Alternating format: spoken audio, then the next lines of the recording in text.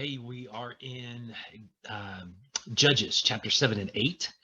We are going to see Gideon again, see all that he did. We're going to see a guy that was very timid, lacked faith, not sure of what God was doing, felt that God had left, and God's going to use him to do incredible things, and Gideon's going to be rewarded for his willingness, hesitant willingness to follow God. So let's jump into chapter 7.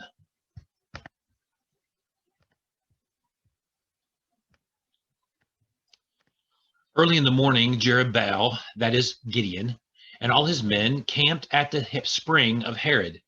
The camp of Midian was north of them in the valley near the hill of Moreh. The Lord said to Gideon, "You have too many men. I cannot deliver Midian into their hands, or Israel would boast against me. My own strength has saved me. Now announce to the army, anyone who trembles with fear may turn back and leave Mount Gilead." So 22,000 men left, while 10,000 remained. But the Lord said to Gideon, "There are still too many men. Take them down to the water, and I will thin them out for you there. And if I say, this one shall go with you, he shall go. But if I say, this one shall go with you, shall not go with you, he shall not go." So Gideon took the men down to the water. There the Lord told him, "Separate those who lap the water with their tongues as a dog laps from those who kneel down to drink." 300 of them drank with cupped hands, lapping like dogs. All the rest got down on their knees to drink. The Lord said to Gideon, "With the 300 men that lapped, I will save you and give the Midianites into your hands. Let all the others go home." So Gideon sent the rest of the Israelites home, but kept the 300 who took over the provisions and trumpets of the others. Now the camp of Midian lay below him in the valley, and during that night the Lord said to Gideon, "Get up, go down against the camp, because I am going to give it into your hands. If you are afraid to attack, go down to the camp and with your servant Purah and listen to what they are saying. Afterward, you will be encouraged to attack the camp." So he and Purah, his servant, went down to the outposts of the camp. The Midianites, the Amalekites, and all the other eastern peoples had settled in the valley thick as locusts. Their camels could no more be counted than the sand on the seashore. Gideon arrived just as a man was telling a friend his dream. "I had a dream," he was saying. "A round loaf of barley bread came tumbling into the Midian camp. It struck the tent with such force that the tent overturned and collapsed." His friend responded, "This can be nothing other than the sword of Gideon, son of Joash, the Israelite. God has given the Midianites and the whole camp into his hands." When Gideon heard the dream and its interpretation, he bowed down and he worshiped. He returned to the camp of Israel and called out, "Get up! The Lord has given the Midian camp into your hands." Dividing the 300 men into 3 companies, he placed trumpets and empty jars in the hands of all of them with torches inside. "Watch me," he told them. "Follow my lead. When I get to the edge of the camp, do exactly as I do. When I and all who are with me blow our trumpets, then from all around the camp blow yours and shout for the Lord and for Gideon." Gideon and the 100 men with him reached the edge of the camp at the beginning of the middle watch. Just as they had changed the guard, they blew their trumpets and broke the jars that were in their hands. The 3 companies blew their trumpets, smashed the jars, grasping the torches in their left hands and holding in their right hands the trumpets they were to blow. And they shouted, "A sword for the Lord and for Gideon." While each man held his position around the camp, all the Midianites ran, crying out as they fled. When the 300 trumpets sounded, the Lord caused the men throughout the camp to turn on each other with their swords. The army fled to Beth Shittah towards Zerah as far as the border of Abel Meholah near Tabbath. Israelites from Naphtali, Asher, and all Manasseh were called out, and they pursued the Midianites. Gideon sent messengers throughout all the hill country of Ephraim, saying, "Come down against the Midianites and seize the waters of the Jordan ahead of them as far as Beth Barah." So all the men of Ephraim were called out, and they seized the waters of the Jordan as far as Beth Barah. They also captured 2 of the Midianite leaders, Oreb and Zeb. They killed Oreb at the rock of Oreb and Zeb at the winepress of Zeb. They pursued the Midianites and brought the heads of Oreb and Zeb to Gideon, who was by the Jordan. Now the Ephraimites asked Gideon, Why have you treated us like this? Why didn't you call us when you went to fight Midian?" And they challenged him vigorously. But he answered them, "What have I accomplished compared to you? Aren't the gleanings of Ephraim's grapes better than the full grape harvest of Abiezer?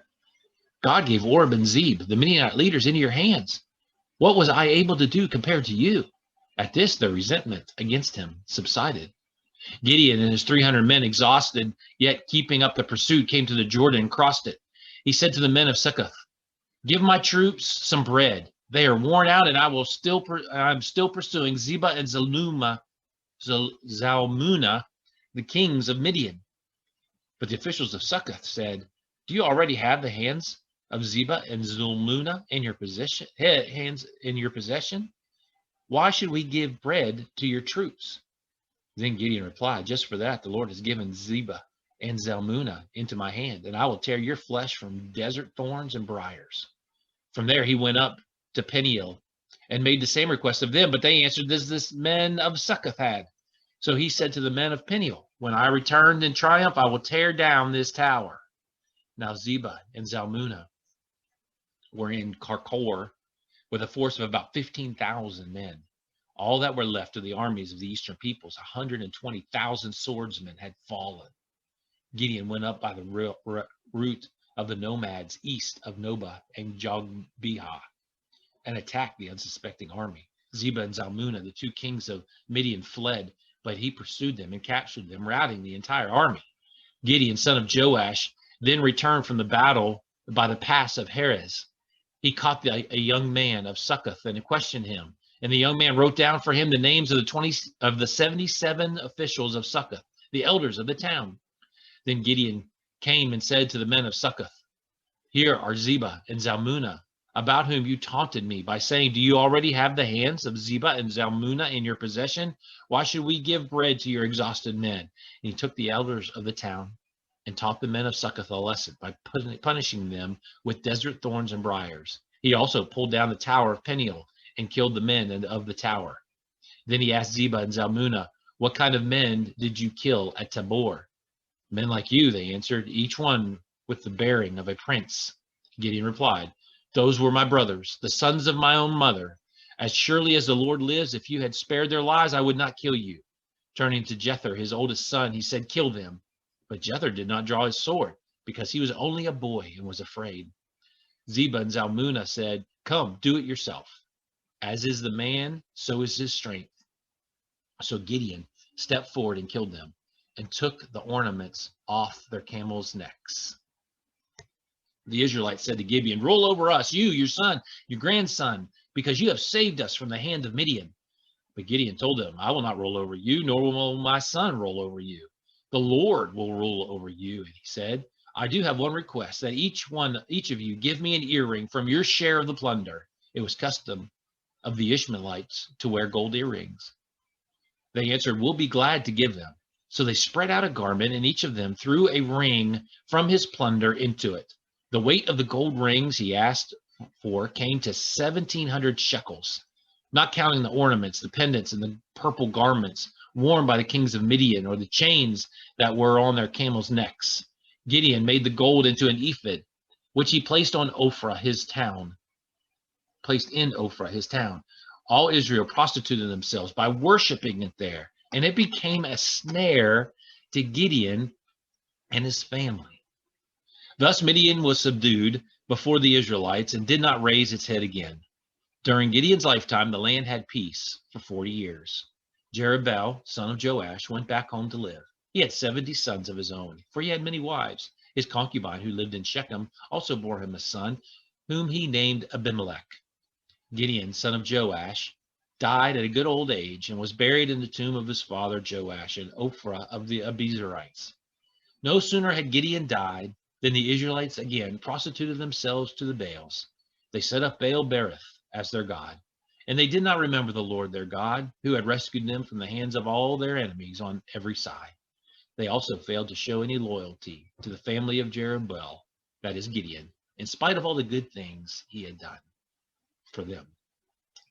So we see several things happening with Gideon, and we see his wisdom in dealing with the Ephraimites and how he handled that situation. That could have blown up and been a huge battle. And then we see how he dealt with Succoth in that town and took him down. But then again, and then we see him asking for this ephod. Here is a picture of